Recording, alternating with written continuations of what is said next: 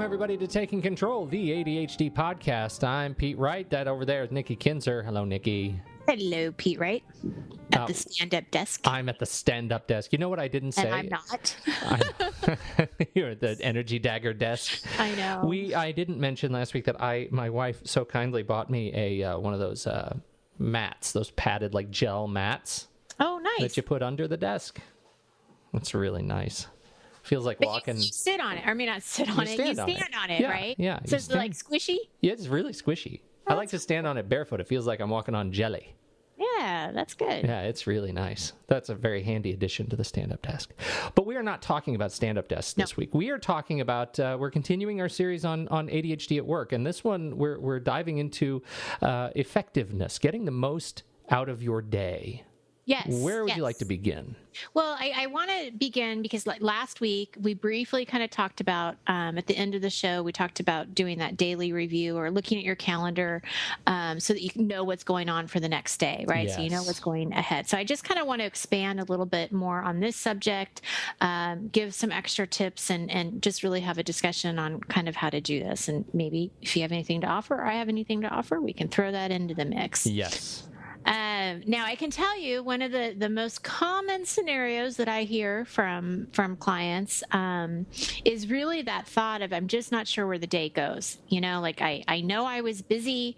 I know that I got to work on time and I stayed late and I worked through my lunch, but boy, I couldn't really tell you what I did, or I feel so overwhelmed that I did a little bit of something with everything, but I still not feeling like I'm accomplishing anything. I know I have felt that way before. Oh, yes. Yeah. I have a learning. You talk more about this, and then I'm going to let my life serve as a warning to others. Oh, no. Okay, well, let's do that. Well, first of all, I think it's important that we build awareness around it, right? So we need to figure out what's getting in your way of your day. Like, what's happening? Are you getting distracted? Is there too much to do? Are you taking on too much? Maybe you're not setting those clear boundaries well enough. And all of these are topics that we could really talk about. They could have their each individual podcast, right? Oh, truly. And they're all topics that I coach around. I mean, they're all very, very real to many people. But I think at this point, the most important thing to figure out are just what the key factors are that are stopping you from really getting the most out of your day. And then the awareness is really the first step towards change. And we'll touch on some of these things a little bit right now, too, so you can kind of figure out, like, okay, well, now I'm aware of them, so what do I do? And the first, I think, clear problem for most people is the distractions, right? This is no surprise for ADHD, that there are going to be distractions, not only externally, but internally. And so what we want to do is really figure out, how do you set up your environment to eliminate those distractions? Yes. And so, you know, if you know you're going into working on a project, or you're going, you need to set some time aside to make a deadline. An easy distraction is that phone. So if you have your cell phone, put it in a locked cabinet. If you have, you know, an actual phone that's hooked up to your office and company, you know, put it on hold or mute, or don't let it ring, whatever that button is that will make it not ring. You know what that is for you? The anti-ring button? That anti-ring button, so that you're not tempted to answer it. All of these little things, you know, just to really get the distractions out. Shutting your door if you have your own office. If you can, shut your door and just let other people know that, you know what, for the next couple hours, I can't be interrupted unless it's really, really important. You know, whatever it is that you can do to purposely eliminate the distraction, the better off you can be. And recognizing that that's kind of what you need to do in that situation. Am I running around in circles? I feel like I'm not really. No, I think you're making a great deal of sense. And I think that distractions, there was something that occurred to me as you were talking, which is, one of the distractions that I think I at least used to run into when I worked for other people, right? When I had an office job, and I think maybe it was when I was on salary, when I had an annual salary and I didn't, I wasn't focused on time. Does that make sense? Right. I had no concept of what was distracting me because of the inverse condition. I had no concept of how long it took me to do the work that I was supposed to do. So I would go into work and I would sit down at my fancy desk and look at my fancy big monitor, and I would answer email all day, and I would maybe make a few phone calls, and I would get to the end of the day, and I wouldn't really have much of a sense of what I accomplished. I know I moved some things forward, likely kicked some cans down the road for some other people, but I didn't really have a sense of what I accomplished or the impact that distractions were having on my effectiveness. It was not until I quit my job and began to work hourly on a contract basis when I realized that there is a direct connection between productivity and time, right? Distraction and time, and my overall income and time, that I started to make sense of that. And one of the things, and maybe you're going to talk about this, one of the things that really helped me make that transition was to write down what I was doing when I was doing it for a few days, and keep an hourly log of my work or my distractions. Just write down everything to then see, here's where I'm really spending my time. And that ended up being very useful in ferreting out where the distractions were really hitting me and answering that question. Am I working on what I'm supposed to be working on right now? And great way to build the awareness is by tracking it. So I'm glad you bring that up, because I wasn't going to. So I think that's fantastic that you bring that up, because if you aren't truly aware of what's distracting you, like you can't pinpoint it's the phone or interruptions, then definitely I suggest doing what Pete's saying is track it for a couple of days and look and see what is it that is distracting me, and what do I need to do to eliminate that. And you know what you said, are you working on what you're supposed to be working on right now? That's a great reminder too. And one of the little tips that you can do on that is to set that alarm every hour on the hour, whether that's on your computer or your phone or whatever, just as a ringer to remind you, are you working on what you're supposed to be doing right now? And I've had clients who actually put that on a Post-it note and stick it right on their computer so they don't forget, to look at that and think, okay, pause, am I doing the right thing, or do I need to do something else? Am I being distracted right now? That's great. I just wait till next week. I've got more stuff, more technology stuff around this area that's gonna I hope help some people find some awareness. So little tease for next week. Great. Well, and then the second piece to that, as far as, what's happening, what's really going on here, it could be that you have too much to do. You could be feeling very overwhelmed of the different projects or tasks that you have to do. So one of the things that I'll recommend people to do is to develop a kind of a master list of projects, get it all out of their head, and onto some kind of paper or into the computer, into Evernote or, whatever project management type of program or app that you may be using.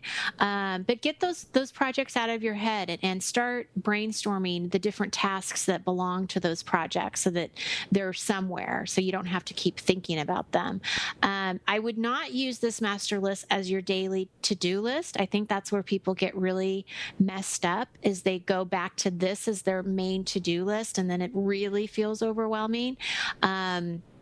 So one of my suggestions is to choose one to three tasks from this master list and do that on a daily basis. So you have two different lists. You have your master list and you have your to-do list, but your to-do list for that day really should only be one, two, or three things. Does that make sense? Yeah.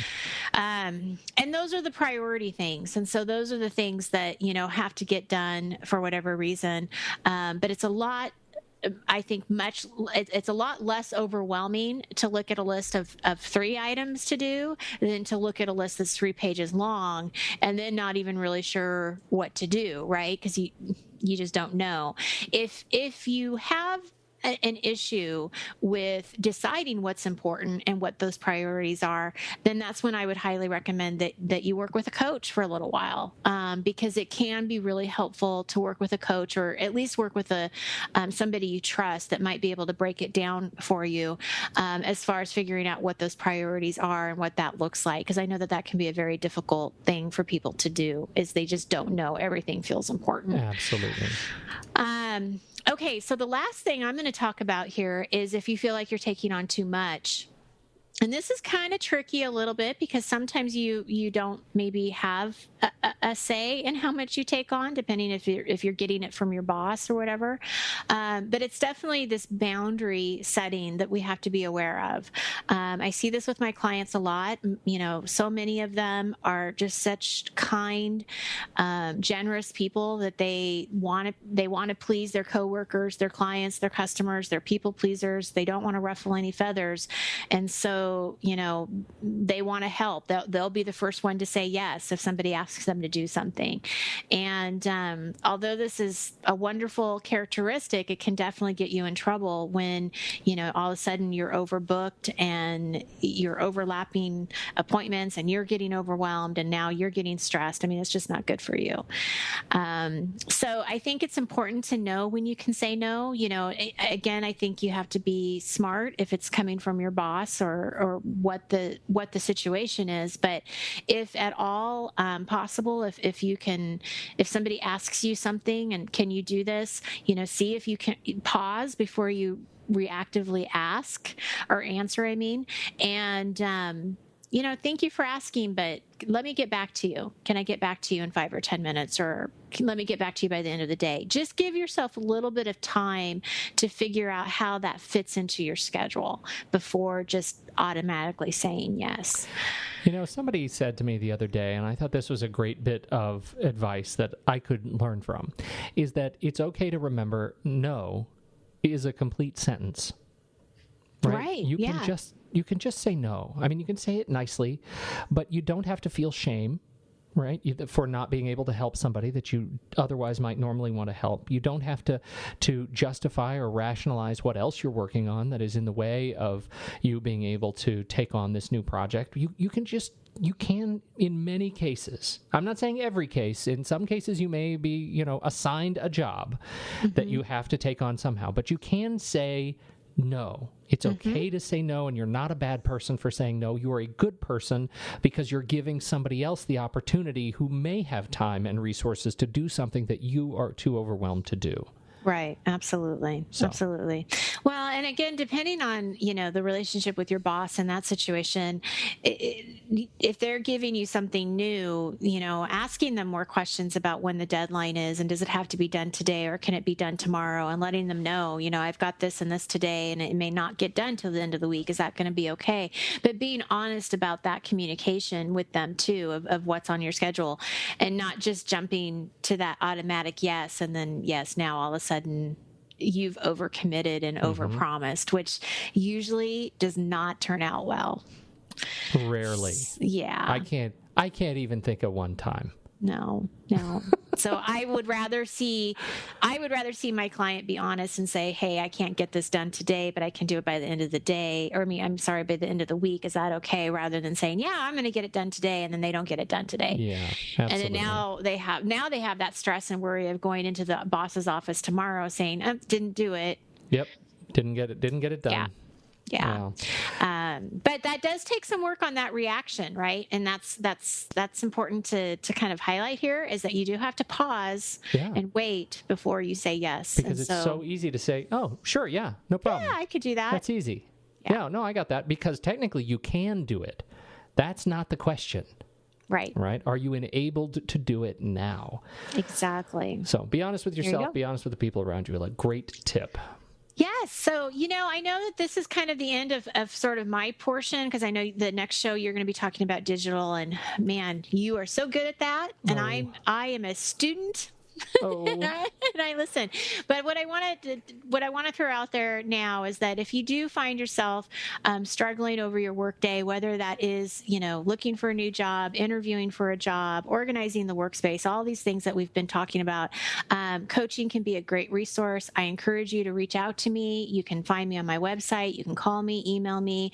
I'd be happy to talk to you more about my services, how it works, all of that stuff. So I encourage you to do that if this if any of these podcasts resonate with you, please reach out. But, yes, indeed. Please do. Excellent. Thank you so much, as always, Nikki, for your wisdom. You can find the show, search for it in iTunes. We sure appreciate kind reviews and ratings in iTunes. Subscribe to it for free. Make sure you don't miss a single episode of ADHD Awesome. And on behalf of Nikki Kinzer, I'm Pete Wright. We'll catch you next week on Taking Control, the ADHD podcast.